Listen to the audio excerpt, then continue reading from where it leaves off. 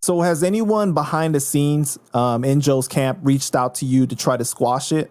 There's nothing really to squash. It's if I had beef with Joe, it would be on. I don't have beef with Joe. I have an opinion and have a feeling about certain things that I don't like. I'm not looking for Joe. I'm not hunting for Joe. And I'm pretty sure Joe ain't hunting for me. Joe got soldiers. Joe's not looking for, well, maybe he is. I don't know. But Haas ain't scared of nobody. Haas don't back down. Haas get busy. It is what it is. So you're not getting any serious threats or anything from that side? Hell no. Let me tell you something, man. Once a nigga that I know that got a face on him threaten me, then I'm gonna see you on the block. Whatever block that is, we'll see each other. Because I don't play with, like, I get death threats every day. But to identify somebody that I can sit up there and say, okay, I know this is the block they be on. I know this is gonna be the club where they at. It'll be on with me. Real niggas don't talk anyway. If a nigga gonna do something, they gonna do something. The caliber of niggas that I know that's in the street that's around Joe, they don't even play these internet games at all. If they was gonna come check you and they was gonna say something to you, they would never put it on the internet. Nobody would never even know. You just found out when y'all see each other. Right. So at one point you ended up apologizing to Joe, right? And there was kind of like a truce that didn't really last that long. What happened with that?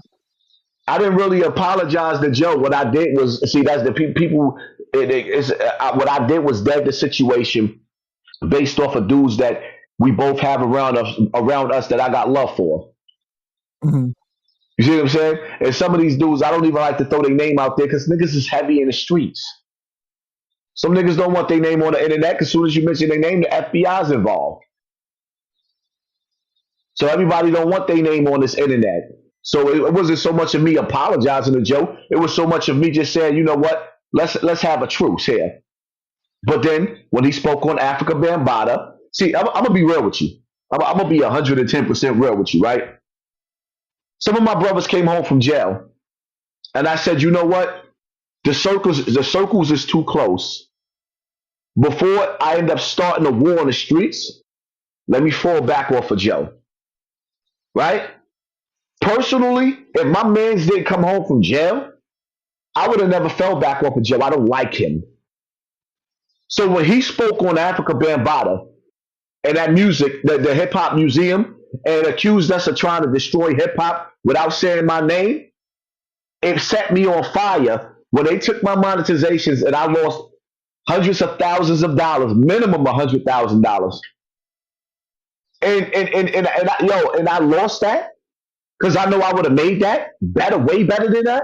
When he did that, oh, he really like there's no love for him.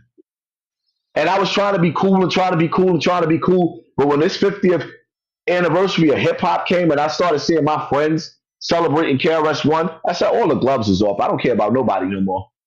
Right, because I don't care about nobody's. I don't care about nobody's feelings. And if it's on with me, I'll stand tall by myself. I don't care. I don't need nobody to roll with me when I know I'm right. I'm fighting one of the biggest and the ugliest fights I've ever fight in my life, which is child molestation. Right? And it just so happened to me. And see, the problem with these niggas, right? I'm gonna tell you what the problem is. If I sit up there and I say, "Hey, yo, Panda, what you gonna do if that was your son?"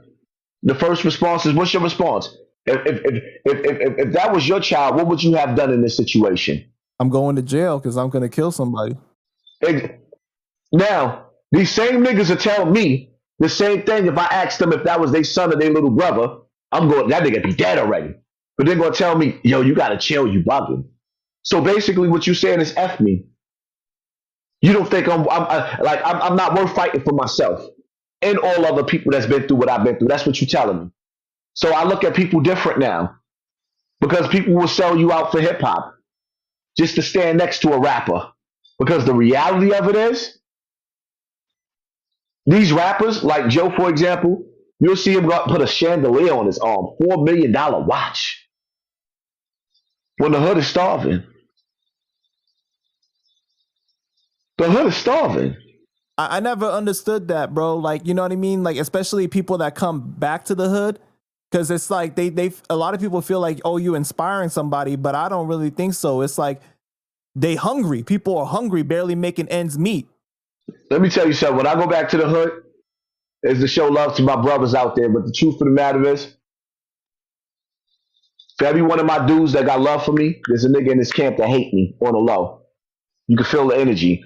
For every one of my dudes that got love for me, there's a nigga in the circle that got a side eye. Every time I go back to the hood, there's somebody calling on the phone saying, yo, this nigga out here right now, trying to line me up. It's just that I'm the type of nigga that it is what it is. You're not gonna just like whatever, like when you run down on me, you better be prepared. The same thing you think that you're gonna give me, you better be prepared for me to give you. You better be very prepared. Because even when I look like I'm by myself, I'm never by myself. You better be prepared.